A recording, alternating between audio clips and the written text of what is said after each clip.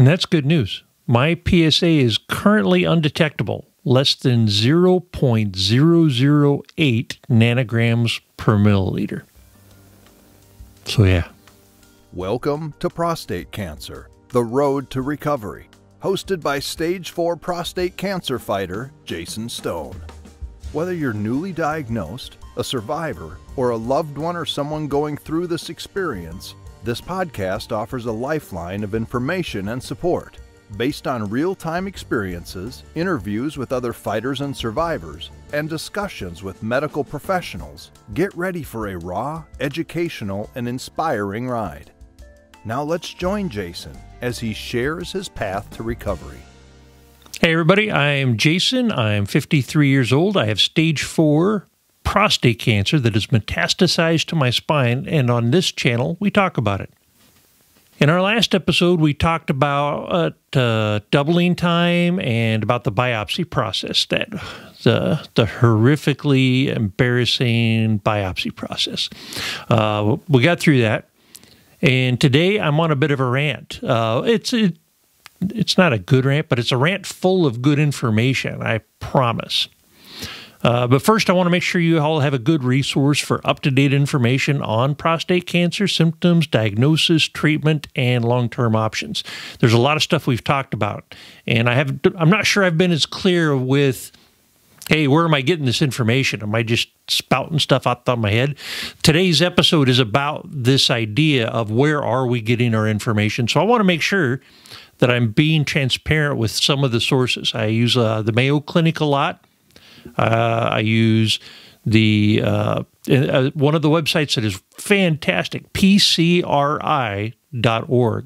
Make sure you haven't checked them out. If you make sure you check them out if you haven't already. So they're a good resource for some of the things I'm going to be talking about today, and I'll make sure I include a link, at least in the comments. I haven't figured out all the cool stuff about how to do this thing, but anyway, let's get to it. So I'm on a lot of social media prostate cancer forums, well, fewer than I was a couple days ago.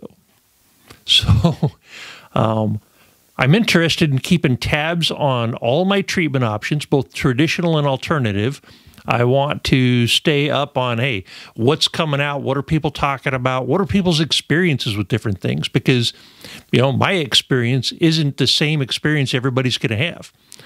I was on a non-surgical pro-alternative Facebook page for prostate cancer and was sharing some information about my situation in answer to somebody's question where I had metastatic disease at a low PSA level. As you guys know, when I first started having issues, my PSA was only 4.25. And by that point, it had already metastasized to my spine.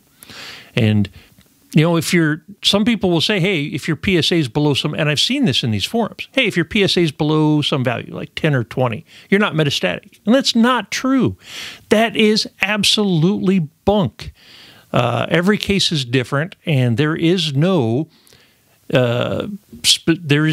tested scientific correlation between here's the threshold for PSA versus metastatic disease. Lots of other factors go into play with what makes it metastatic. And sometimes that just happens for some people, some poor idiots like me at a really low PSA level. So while, there are statistical ranges associated with PSA level and metastatic disease. So there are statistical studies saying, hey, generally, maybe. But it's important to remember that every situation is different. Just because your PSA is 4 or 5 or 6 does not mean it's not metastatic. Go get a scan. Start with an MRI. Get a bone scan. And then get the PSMA PET scan. This cancer is different for every person. So anyway, as a part of this discussion, that discussion on Facebook, I shared that I was on ADT, androgen deprivation therapy. Androgen deprivation therapy in combination with, let's say, TIGA. So ADT, the actual androgen deprivation therapy, is my shot of Lupron I get every 3 months. And another forum member popped in with the statement that testosterone does not feed prostate cancer, meaning prostate cancer doesn't feed on testosterone. And then later in another comment, ADT is unnecessary castration. Well, it's true that it is castration. It's not unnecessary.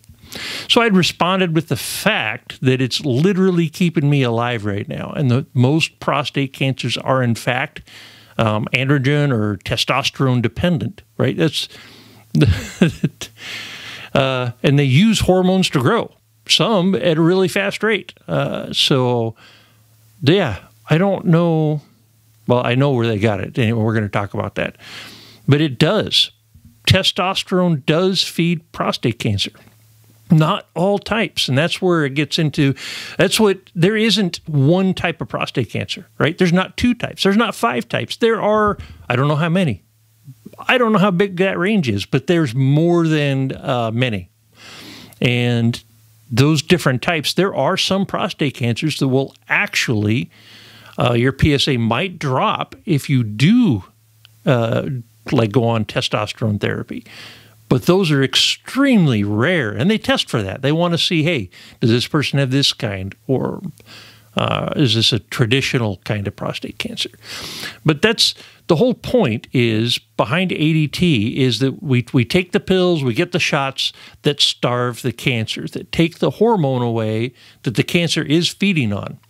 So as they found in the last 5 years or so, it worked really well with other treatments like radiation or chemo.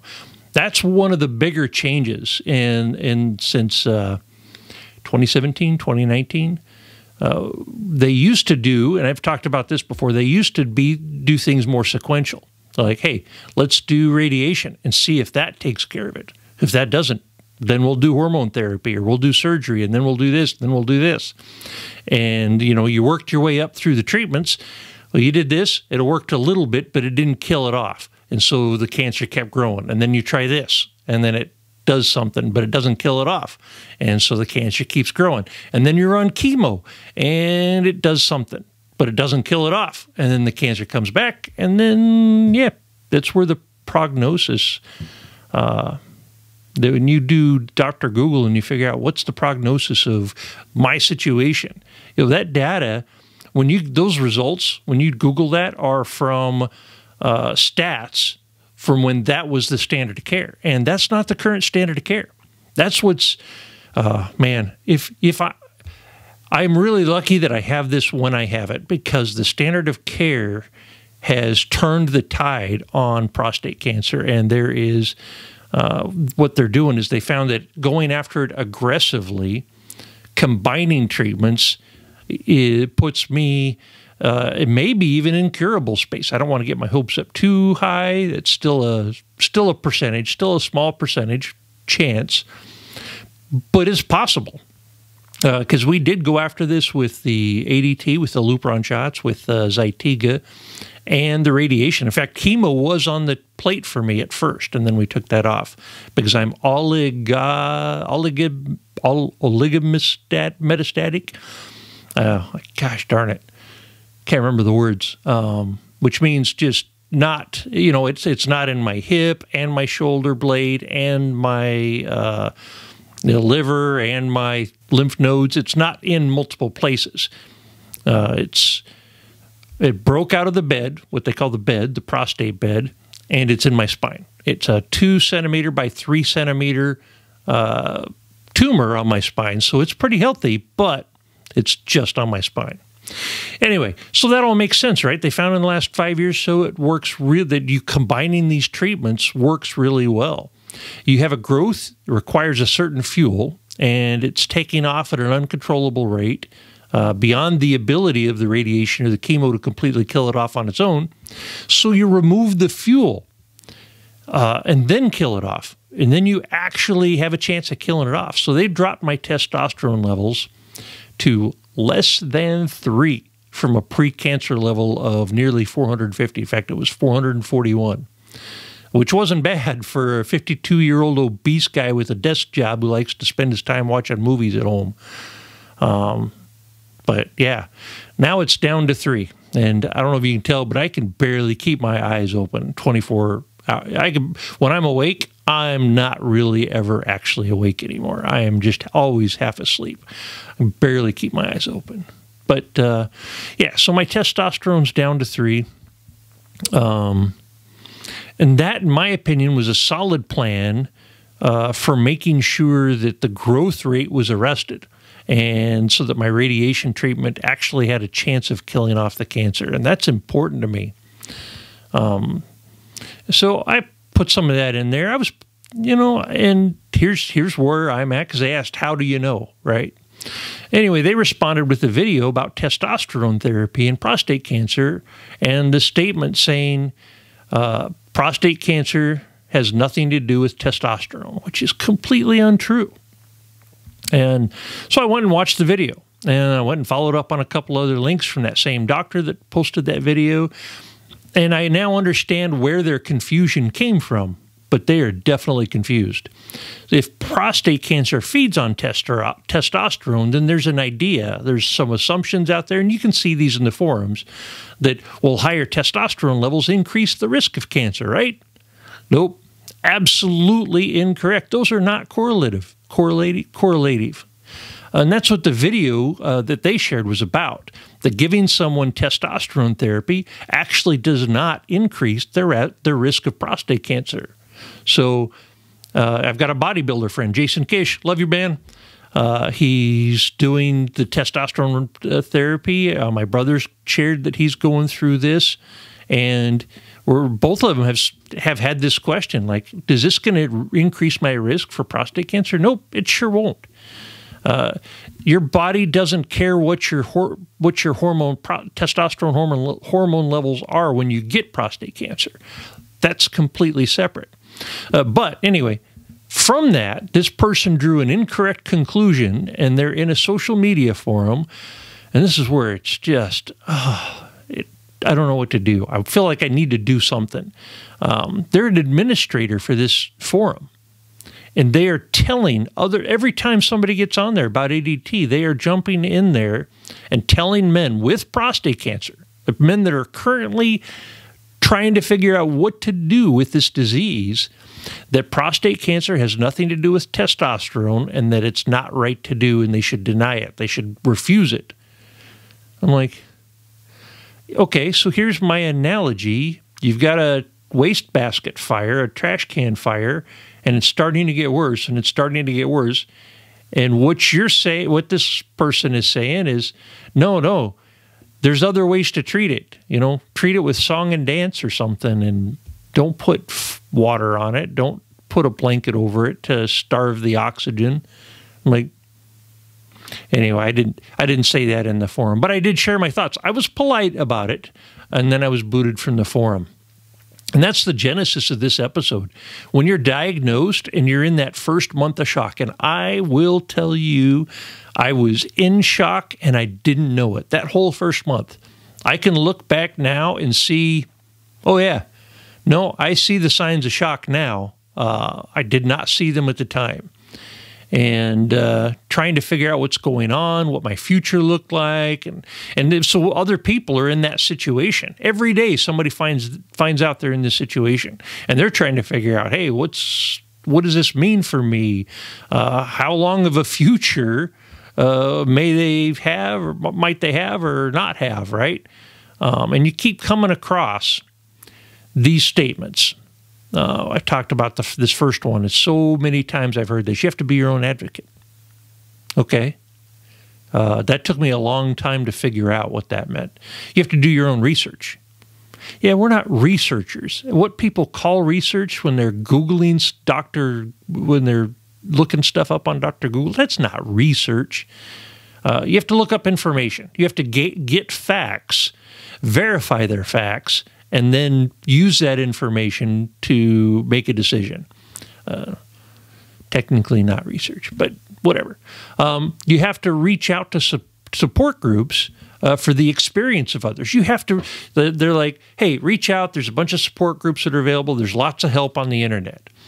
So you can make informed decisions. But, and this is the message. This is the message of this video. Not all the information out there is correct. And that's scary. That is absolutely scary, that you can go into some forum and some person who's an administrator of this prostate cancer support group forum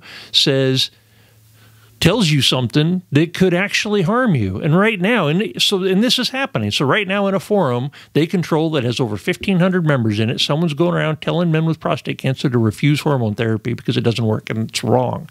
I can't stop thinking about this. Imagine if just one person reads that and says, oh, wow, yeah, I am going to stop. I'm going to refuse my ADT. I'm going to refuse the Zytiga. I'm going to treat this with marijuana and flaxseed, right? Or whatever. The person sharing that information could be harming people. And the internet is full of misinformation. People are drawing their own ill-conceived conclusions about things and posting about it and championing. They're championing crappy ideas. And others are like, oh yeah, I think the earth's flat too. So the tools at our disposal for figuring out where we're at with prostate cancer and what's going on and what we should do about it, it's flawed. And that's what makes some of that be your own advocate, do your own research frustrating. So what I've learned is not to assume I understand the point of a single source, like a single video or an idea or a website. But I keep looking. And I go to reputable sites like PCRI.org, Mayo Clinic, etc. And of course, my doctors. My doctors are fantastic sources of information, as they should be, right? And you can ask a couple of key questions to make sure, hey, are we doing, what is the current, I just forgot the word, standard of care. What is the current standard of care? You know, we're in 2023. The standard of care has changed every year. So, yeah, anyway. And that's what that whole sequence of pointing out some misinformation and getting booted from a forum led to some good information for me that's worth talking about.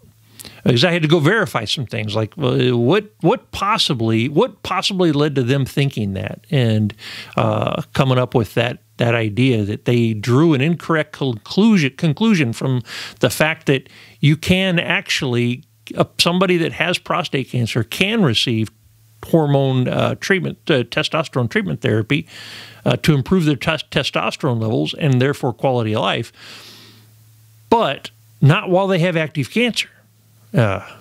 Anyway, one of the things you can ask for to know you're on the right treatment plan is to see the guidelines for your situation. So today I had an appointment with my radiation oncologist, and we had this talk.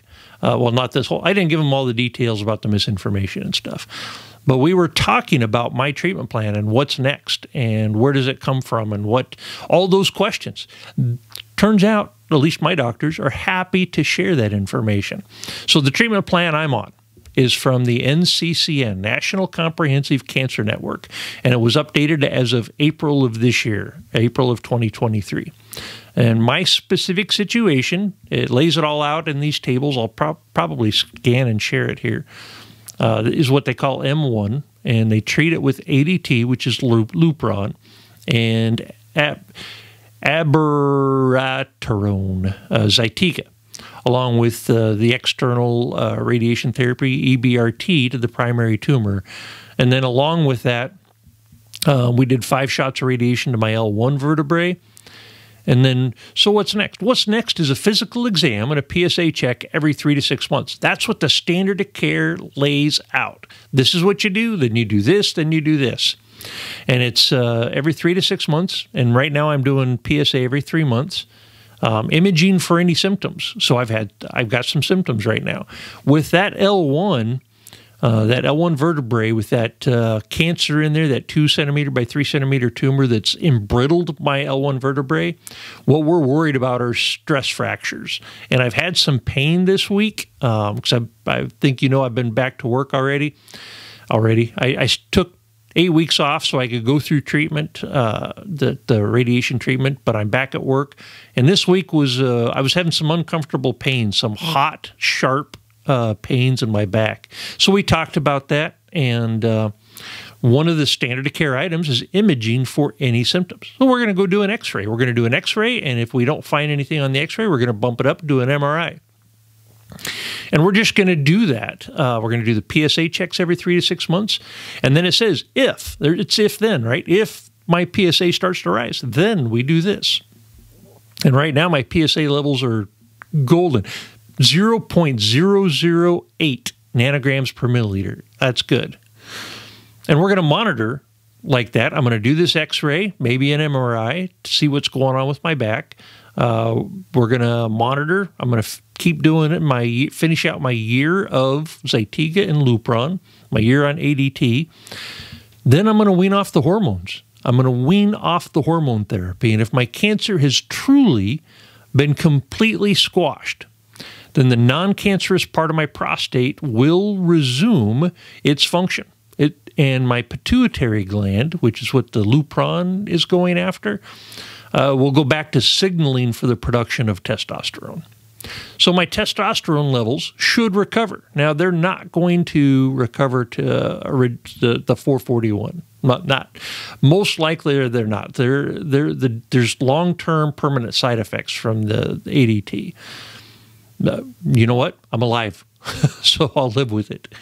But also my PSA level will rise. Hopefully only a little, and it should rise a little while my testosterone's coming up, but my PSA should rise a little and then level off at some new low value. And as long as my PSA doesn't continue to rise, then that's a good indicator that I don't have any prostate cancer growth. So we'll keep monitoring that. But like I say, these drugs do have some long-term and possibly permanent side effects. You know, my testosterone may not recover on its own. That happens with some men. They wean off the ADT and the testosterone, and their testosterone's like, their pituitary gland's like, you know what, man, I'm done. I don't like what we just went through, and I don't care. And so that's where the question comes in. Can I receive testosterone replacement therapy if I have or have had prostate cancer? And the answer, if you have had prostate cancer, is yes. They monitor you more closely. They're going to likely do PSA tests every month. You can look at the, I just forgot what it was, NCC, National, dang it. You can look at the standard of care and see, what does it say, right? It's a flow chart that they update quite often. But the answer is yes. And that's what the point of the video, the misinformation, that the video was, that the misinformation spreader was misinterpreting. Yeah. The amount of testosterone in your system doesn't affect or impact your chances of getting prostate cancer. So it's just the fuel that feeds it. Once you get that one malignant prostate cancer cell that takes hold, resists your body's natural ability to heal itself and rid itself of these malignant cells, and it takes hold as a growing tumor. So if when I stop my ADT in another 8.5 months, if my testosterone doesn't return on its own, it'll be okay for me to do the TRT or the testosterone replacement therapy. So that's good. It'll be nice.